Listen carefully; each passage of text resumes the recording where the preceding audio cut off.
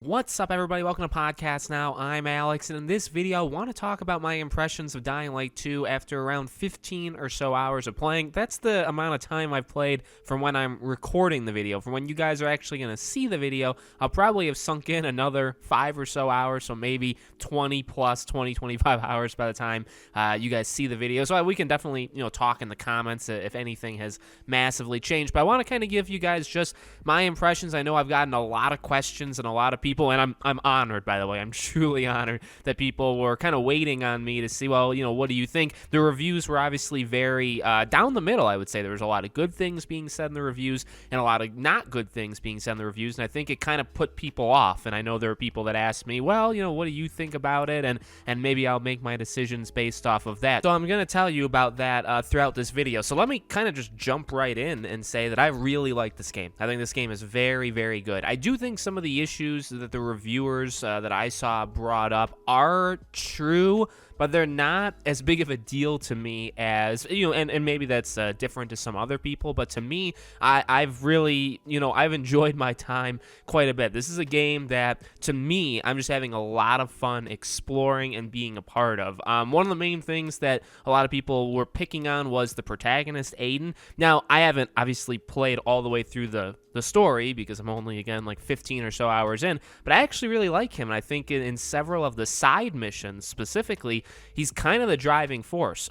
His kind of emotion and reaction to certain things that are going on almost sells, the certain side missions. And speaking of side missions, the one thing that I think this game does maybe better than anything else is that kind of world building and just having a really detailed, complex story that doesn't have to do with the main story. There are so many side missions in this game that kind of expand the lore, bring you into new characters, and keeps you doing things, different things too, right? There's some side missions that, you'll do like one thing, you'll go, it's a fetch quest, right? You'll go, you'll get something, you'll bring it back, and it'll be over. But some of them, like, lead you on almost an entire, I would say it leads you on a longer thing than some of the story, mission. And, other games do that, but I really think that's something that a good game does, right? Not just the main story is good, which the main story is solid. Again, I can't really talk too much about it because I haven't gotten all the way through, but the main story is solid. The side stuff is awesome. It's really, really good. I'm having so much fun, again, just exploring, just going around the world,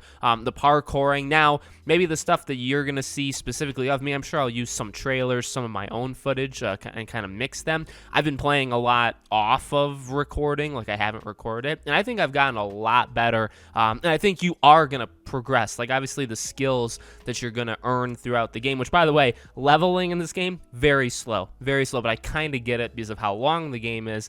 You don't want to level up too fast, and I do actually think it's a slow burn of, like, yeah, you as a player, or as a person, like, literally on the controller, you're going to get better, right? So you're going to be, like, planning jumps a little bit better, but also the game is going to reward you a little bit more, and you'll be able to, do a little bit more stuff. So the parkouring, I think, is awesome. It's not a big deal, or actually it's not a deal at all to me in terms of, like, the dizziness and stuff like that. No, I know that's not the case for everybody. I know there's some settings, what I think on PC specifically, that can minimize, just the bouncy kind of nature, but I'm personally okay with it. I do think, in terms of maybe some of the more negatives, there are definitely, like, there's issues with the game. There's bugs, but to me, there's been nothing, absolutely nothing major. I thought I broke the game once on stream, but I really didn't. Like, I jumped out of it relatively easily, and I haven't experienced any, like, game-breaking thing. There are small bugs here and there, but overall, like,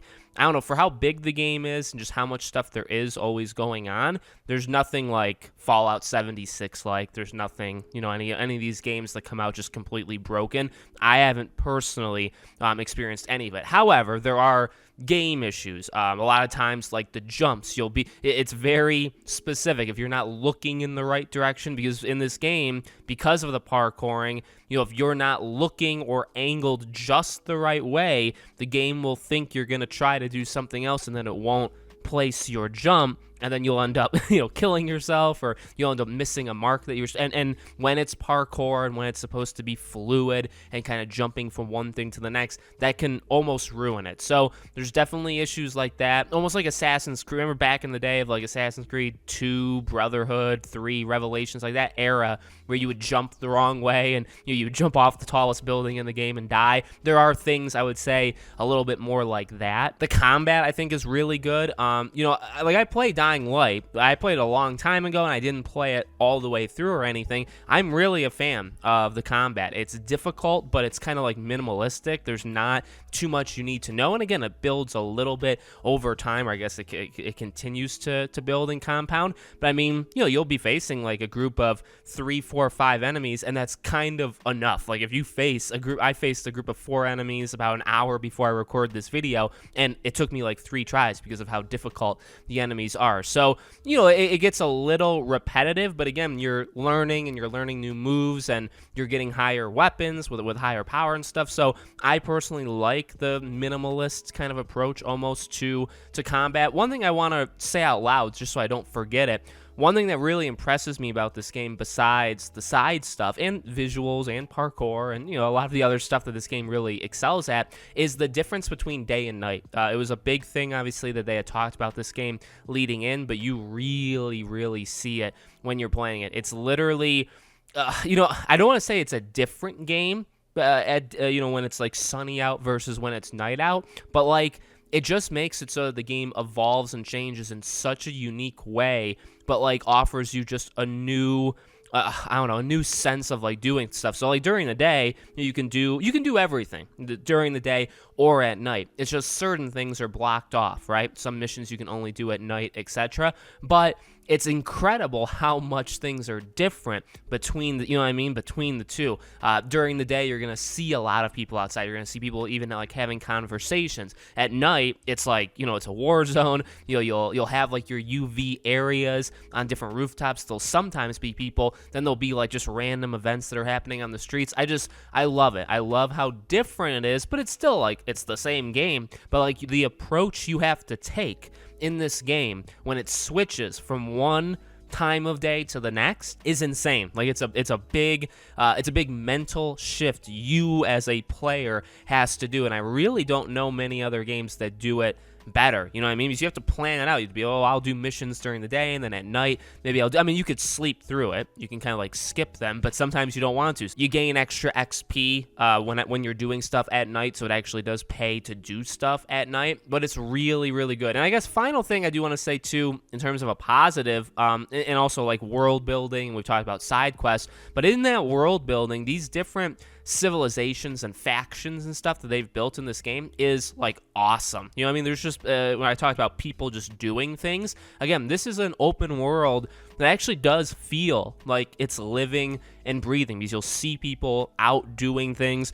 There's a big difference between things that are happening on the street versus things that are happening like on rooftops. There's a lot of stories being told here through like context clues and notes and just things that you find throughout the world, not necessarily being spoken, although there's a lot that's told to you that's through being spoken. But I love it. There's a lot of different big, almost like compounds in this game where there's like a lot of people that have established a base, and I fully believe like they've established it, and there's people that like work at different occupations there, to keep the place up and running. Like I fully buy that. So in terms of believability and just making me think that this world is actually, actually living and going on, I think it does a really awesome job. So I'm having a lot of fun. I really am. I think, I was very worried about quality versus quantity, because I thought, okay, well, it's so long and maybe these things aren't going to be very strong. And again, 15, 20, 25 hours, whatever. Maybe in a day or two, I'll be at 30, 40 hours, right? So it's still